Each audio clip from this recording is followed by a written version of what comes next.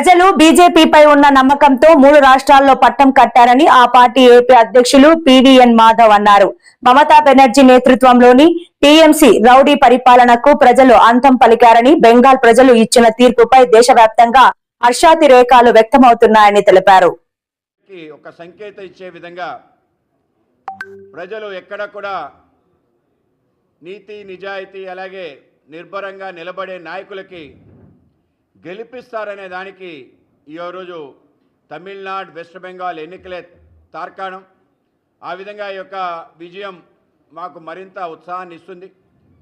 భారతీయ జనతా పార్టీకి పశ్చిమ బెంగాల్తో ఉండే అనుబంధం, మా పార్టీలో ఉండే ప్రతి కార్యకర్త అనుభవిస్తున్న ఆనందం ఎనలేనిది, దానికి కొలమానం లేదు. మా పార్టీ భారతీయ జనసంఘ్ రూపంలో 1951 అక్టోబర్ 21న ప్రారంభమైంది.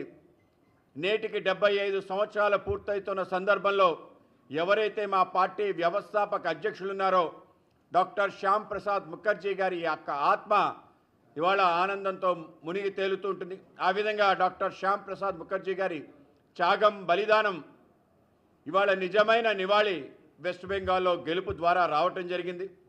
కేవలం భారతీయ జనతా పార్టీకే కాదు, దేశవ్యాప్తంగా ఉండే ప్రజలకి బెంగాల్తో ఉండే అనుబంధం ఒక అంతులేని అనుబంధం. ఈ దేశానికి స్వతంత్రం రావడానికి ఏ పొడమ నుంచి ప్రారంభమైంది వందే మాతర ఉద్యమం. ఆ రోజు 1905లో బెంగాల్ విభజన వ్యతిరేకంగా వందే మాతర నినాదం సమర నినాదంగా మారి దేశవ్యాప్తంగా దావాలంగా వ్యాప్తించి స్వతంత్రం నా జన్మ హక్కు అని చెప్పి ప్రతి వ్యక్తి మాట్లాడే విధంగా దేశవ్యాప్తంగా స్వతంత్ర కాంక్ష రగలడానికి వంగభూమి కారణమైంది.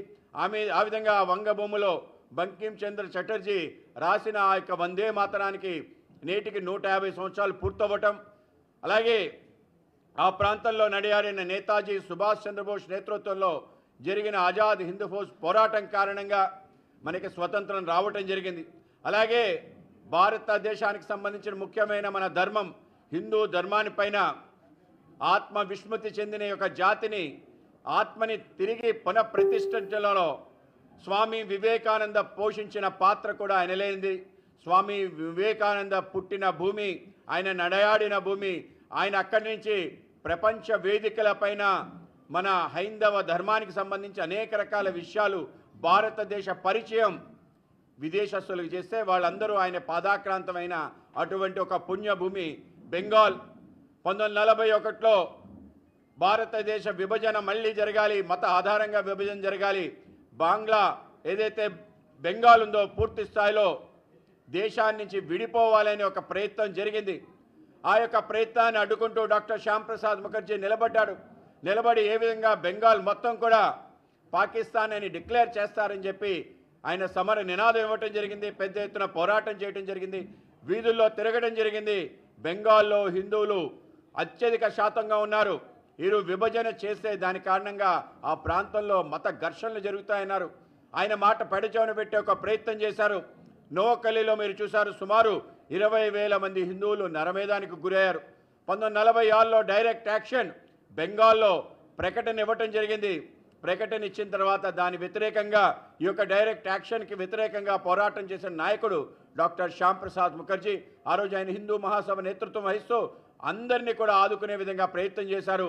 ఈ యొక్క విభజన ఈ దేశానికి మాయన మచ్చగా ఉంటుంది, రాబో కాలంలో మరిన్ని విభజనలకు దారి తీస్తుందని ఆ రోజే చెప్పడం జరిగింది. ఆయన కారణంగానే బెంగాల్ మొత్తం పాకిస్తాన్లో చేరకుండా ఈ ఈస్ట్ బెంగాల్ అలాగే వెస్ట్ బెంగాల్ అని చెప్పి రెండు కింద డివైడ్ అయ్యి వెస్ట్ బెంగాల్ మన దేశంలో ఉండటం, ఈస్ట్ బెంగాల్ ఈస్ట్ పాకిస్తాన్గా మారి తర్వాత బంగ్లాదేశ్గా మారింది.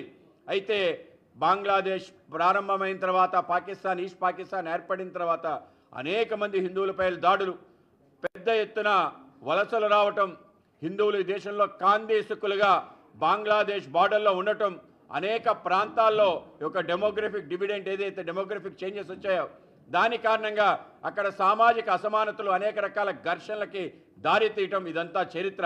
ఆ విధంగా జరుగుతున్న నేపథ్యంలో అక్కడ కమ్యూనిస్ట్ పార్టీలు అడ్డాగా మార్చుకొని సుమారు 30 సంవత్సరాలు పరిపాలన చేశారు. వాళ్ళు మొత్తం ఆ యొక్క రాష్ట్రాన్ని సంతుష్టీకరణ రాజకీయాలకి రౌడీజానికి ఆలవాలం చేయటం జరిగింది. ఎవరు వ్యతిరేకించిన బెంగాల్ అస్తిత్వం కోసం మాట్లాడినా కూడా వాళ్ళని చంపడం జరిగింది. జ్యోతి బాసు గారి నేతృత్వంలో కానీ బుద్ధదేవ్ భట్టాచార్య గారి నేతృత్వంలో కానీ మొత్తం అశాంతి హింస పెట్వరిల్లింది.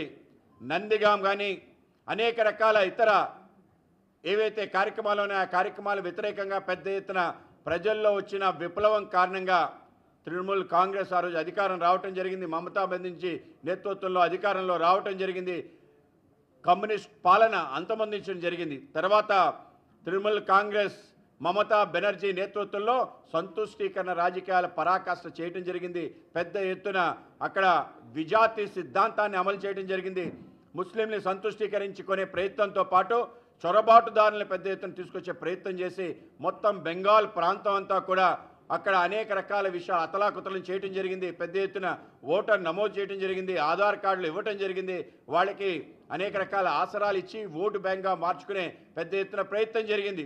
ఈ యొక్క కుట్రలు వ్యతిరేకంగా నరేంద్ర మోడీ గారి నేతృత్వంలో, అమిత్ షా గారి నేతృత్వంలో అనేక రకాల పోరాటాలు జరిగారు. కార్యకర్తలందరూ పోరాటం చేశారు. సుమారు 2021 ఎన్నికల తర్వాత జరిగిన నరమేధంలో సుమారు పార్టీకి సంబంధించిన నాయకులు 41 మంది మరణించడం జరిగింది. సుమారు 500 మంది పైగా పార్టీ సంబంధించిన కార్యకర్తలు ఇల్లు దాడులు జరిగి వాటిని అనేక మందిపై అత్యాచారాలు జరిగాయి. అనేక మంది వాళ్ళ గ్రామాలు విడిచి వెళ్ళే పరిస్థితి ఏర్పడింది. అక్కడ అరాచకం రాజ్యమేలింది. అక్కడ శాంతి భద్రతలు పూర్తిగా దిగజారిపోయాయి. ఇంత దిగజారిపోయినా నిస్సిగ్గుగా మమతా బెనర్జీ వెస్ట్ బెంగాల్ని పెద్ద ఎత్తున అడ్డాగా మార్చుకొని పెద్ద ఎత్తున అరాచకానికి సృష్టిస్తూ తన మేనల్లుడితో పూర్తి స్థాయి అవినీతి కార్యకలాపాలు చేయటం, అనేక రకాల అత్యాచారాలు చేయటం, దానికి పరాకాష్టే జీకర్ అనే హాస్పిటల్లో